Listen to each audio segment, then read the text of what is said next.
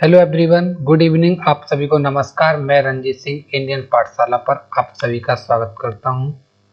और क्या हाल है आप सभी के? सब बढ़िया, मस्त चल रहा है? पढ़ाई भी कर रहे हो? नहीं, जैसा कि आप स्क्रीन पर देख पा रहे हो, हम आज मैथ का सेट नंबर 18 लेके आए। इससे पहले 17 टेस्ट को हम कंप्लीट करा चुके हैं और आई होप आपने वो सभी लगा भी लिए होंगे। तो चलिए आज के सेट की हम शुरुआत करते हैं क्वेश्चन नंबर 1 से। पहला क्वेश्चन एवरेज से है। एक खिलाड़ी की 10 पारियों का औसत 32 रन है और अगली पारी में उसे कितने रन और बनाने होंगे कि रन का औसत 6 रन बढ़ जाए। देखो 10 पारियों का औसत,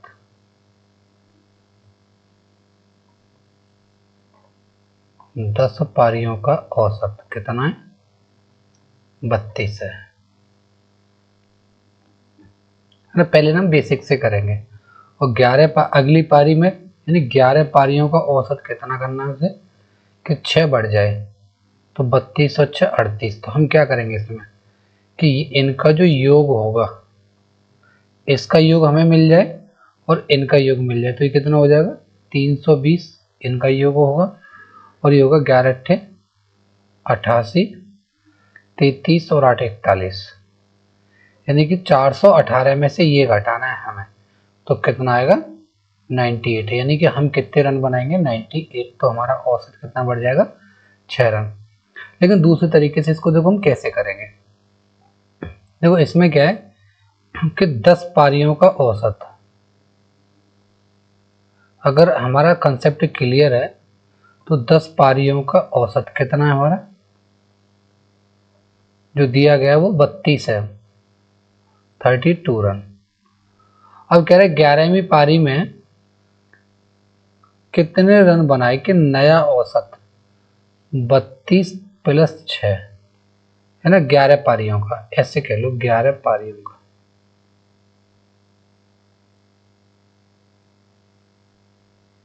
ठीक है, तो 11वीं पारी में रन पूछे, 11वीं पारी।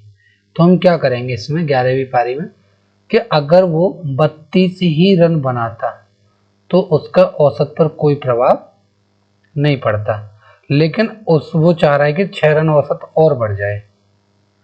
तो हम क्या कह रहे हैं, तो इसका मतलब है कि उसे और अभी रन और बनाने होंगे। अगर 32 बनाएगा तो फिर 32 ही रहेगा, तो ये 6 वाला औसत और बढ़ाना चाह रहा है। तो 6 कितनी पारियों में बढ़ाया जाएगा? 11 पारियों में। तो 11 छक्के 66, यानी 66 रन का औसत और बढ़ेगा। तो कितना हो जाएगा? ये 98 रन बनाएगा 11वीं पारी में। तो उसका औसत कितना हो जाएगा? 6 रन बढ़ जाएगा। ठीक है, तो यही होगा कि 11वीं पारी में वो 98 रन बनाए। ठीक है, तो चलिए अगला क्वेश्चन।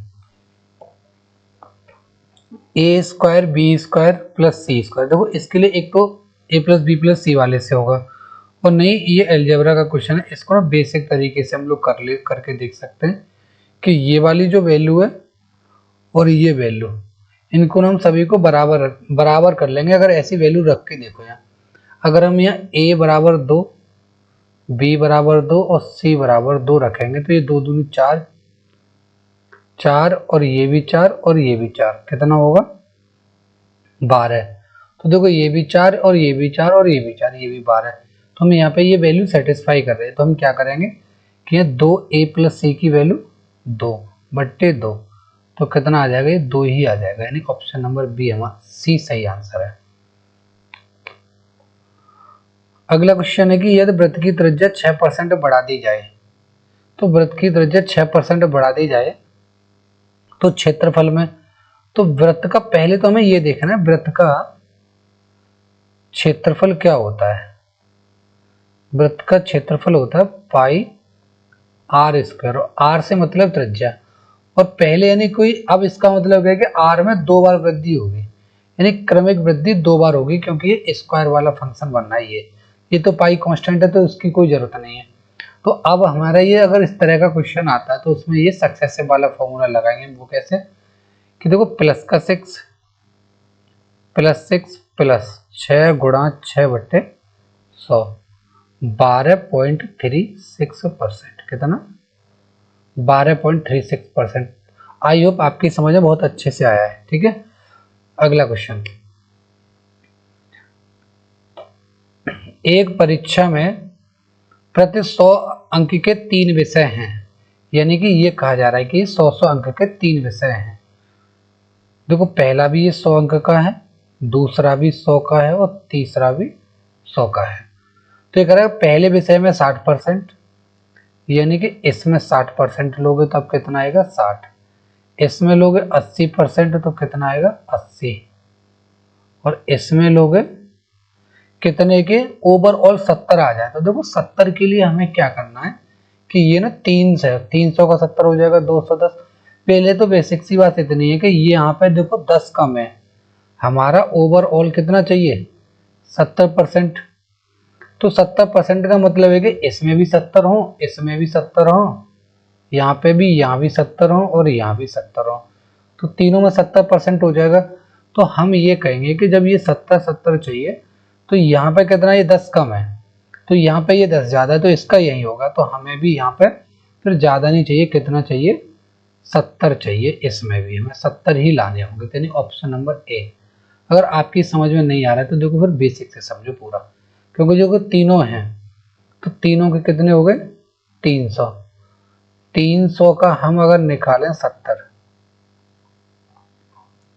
बट्टे 100 तो कितने हो जाएंगे 210, कितना 210 हो जाएगा। ठीक है, अब ये कह रहा है कि इसमें जो है कि अब इन्होंने कितने आ गए, इनके ये 60 और ये 80 दोनों आ गए 140, है ना। तो 140 आ गए, तो अब हमें 210 में से 40 रिटर्न तो 70 ही चाहिए, तो 70 ये 100 का कितना है, तो ये भी 70% होगा। आपको बस समझना है कि कैसे, वैसे ओरली हो रहा है ना, तो 70% ही चाहिए, ऑप्शन नंबर ए। 5 का 8, देखो ये, देखो यहाँ का की जगह क्या हो जाएगा मल्टीपल का साइन, 5/8 गुणा 4/15 गुणा 6 प्लस 15 माइनस का 10, है ना। तो देखो 4 से ये जाएगा 2 बार और 5 से जाएगा ये 3 बार और 3 से ये गया 1 बार, तो ये होगा 1 प्लस 15 माइनस का 10, 16 में से 10 गए तो 6 होगा आपका right answer, option number D. 12 बढ़ई प्रतिदिन 6 घंटे काम करते हैं और 240 रुपये, 240 दिन में 460 कुर्सियां बना सकते हैं। तो देखो इसमें ना M1D1 वाला फॉर्मूला लगेगा, M1D1 H1 upon W1, M1D1 H1 upon W1 बराबर M2D2 H2 अपॉन W2। तो क्या करेंगे हम इसमें, क्या आएगा कितना 12 गुणा 6 गुणा 240, है ना, बट्टे कुर्सियां ये काम है, तो ये ना हमेशा किस में रहेगा अपॉन में, तो क्या आएगा 460।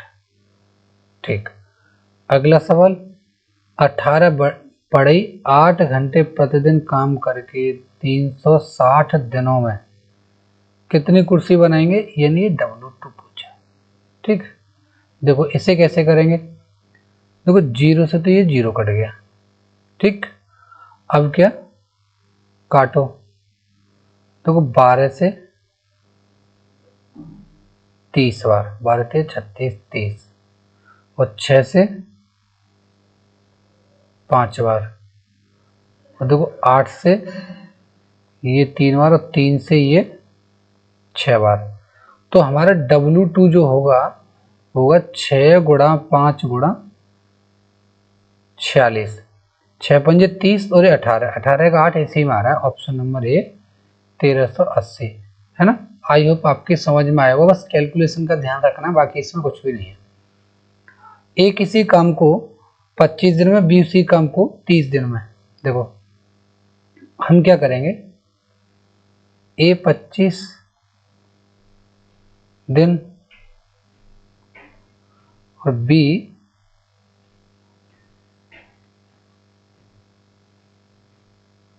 30 दिन में, तो काम कितना मान सकते हैं हम यहाँ, मान लेते हैं कि हम 150 काम होगा, है ना। अब 150 काम के लिए क्या है कि ये 5 काम 6 काम,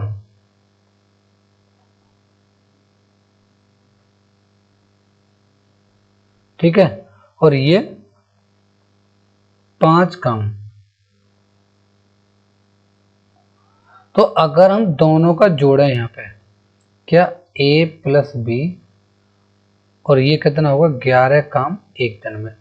और क्या कहा है हमसे कि अगर ये 5 दिन काम कर लेते हैं दोनों साथ साथ, तो काम कितना शेष बचेगा, काम का भाग कितना शेष बचेगा। तो हम क्या करेंगे 5 से 55। अब इस 55 को अगर हम यहां से माइनस कर दें तो कितना बचेगा, 55 का अगर 55 चला गया तो एक 95।